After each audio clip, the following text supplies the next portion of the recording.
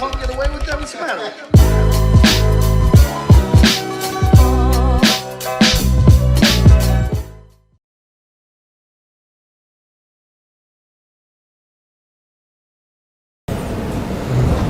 이번 시간 타투 관련 정보 및 위기 대처 방법에 대해서 여러 가지 말씀을 드리는 시간인데, 여러분들 좀 첫 강 때 혹시 기억나실지 모르겠지만 굉장히 좀 주의하셔야 된다는, 꼭 참석해서 들으셨으면 좋겠다고 말씀드렸던 수업 중에 하나일 거예요.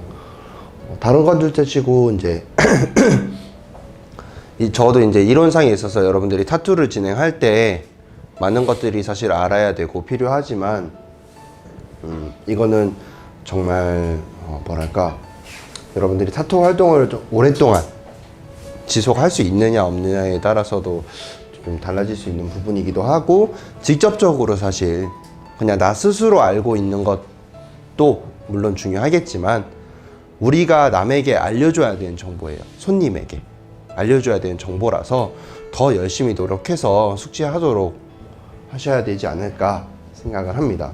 사실 뭐 모든 게 그렇긴 하겠지만 계속 반복해서 말하다 보면 어느 정도 정형화된 여러분들만의 스타일로 뭐 어투라든지 화법이라든지 그런 것들도 이제 손님들에게 설명을 해 주실 텐데, 굳이 이제 뭐 저나 다른 선생님들이 얘기한 대로 그대로 하진 않으셔도 상관없어요. 어차피 가이드라인 설명드리는 거라서.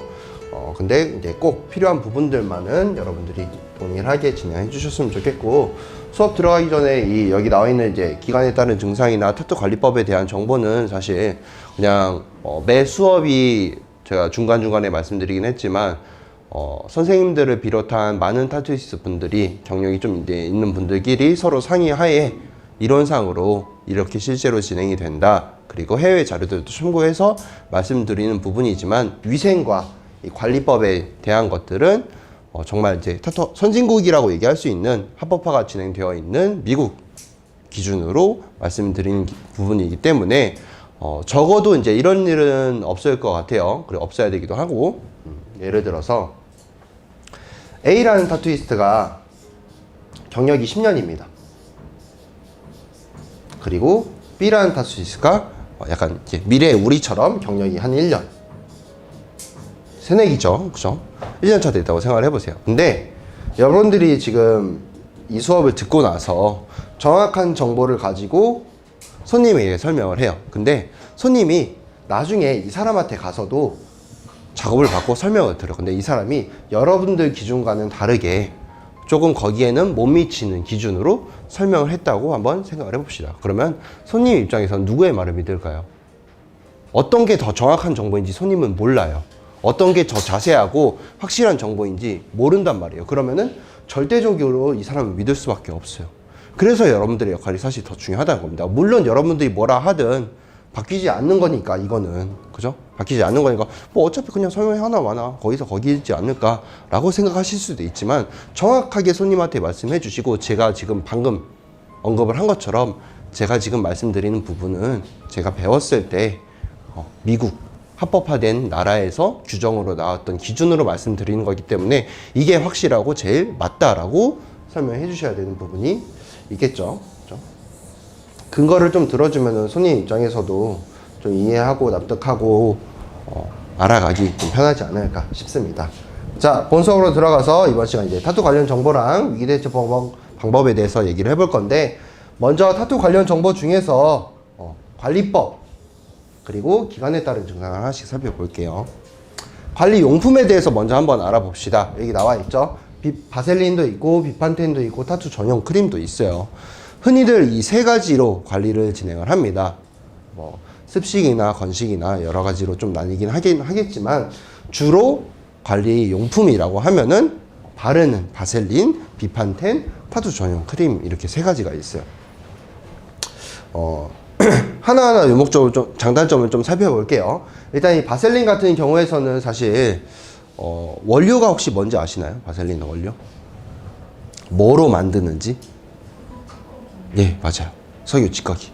석유를 이제 압착하고 정제한 과정에서 남은 불순물 중에 하나를 깨끗하게 순수한 그 바셀린의 기름 성분만 뽑아내서 붙이면은 바셀린이 됩니다. 다른 게 특별하게 들어가 있진 않아요. 사실 이 바셀린에 대한 검색을 조금만 해보시면 아시겠지만 역사가 굉장히 오래됐어요. 100년 이상 됐습니다. 바셀린이. 굉장히 오래됐고, 사실 이 바셀린이라는 거에 대해서 조금 살짝 설명을 해드리자면, 이게 처음 당시에 약국이 이제 나왔을 때는, 상품으로 나왔을 때는 효과가, 바셀린 지금은 뭐로 보통 많이 쓰죠? 립밤 말고 보통 뭐로 쓰죠? 청소할 때? 안 써보셨어요, 여러분들? 바셀린 안 쓰세요? 집에 바셀린 없어요? 아, 요즘엔 없어요? 알겠습니다.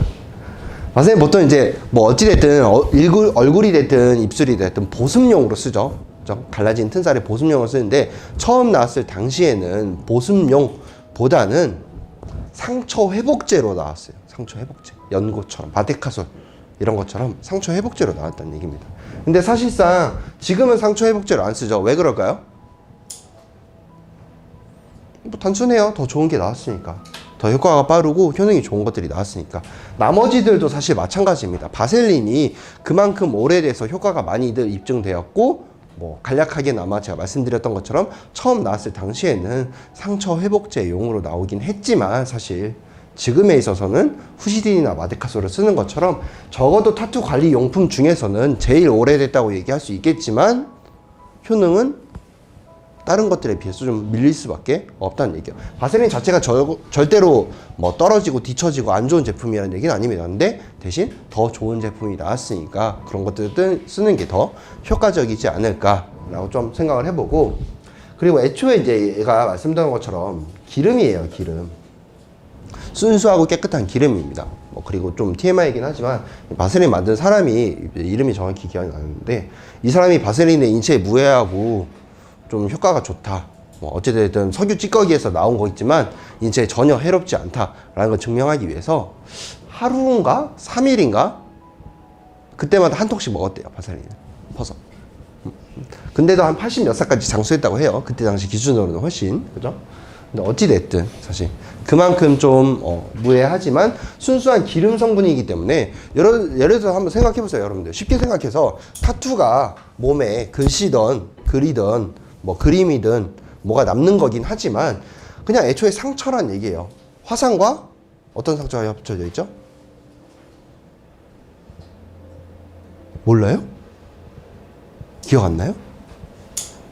화상과 찰가상이 합쳐져 있는 형태의 상처죠, 타투가. 타투는 그냥 상처라고 생각해 주시면 돼요, 지금 이 시간에는. 물론 거기에 따라서 뭐 의미가 어떻게 되고 나름의 철학을 어떻게 부여하고 이런 건 둘째치고, 그냥 단순히 피부 자체가 받아들이기엔 상처란 얘기예요. 상처 위에다 기름을 바른다고 생각을 해보세요.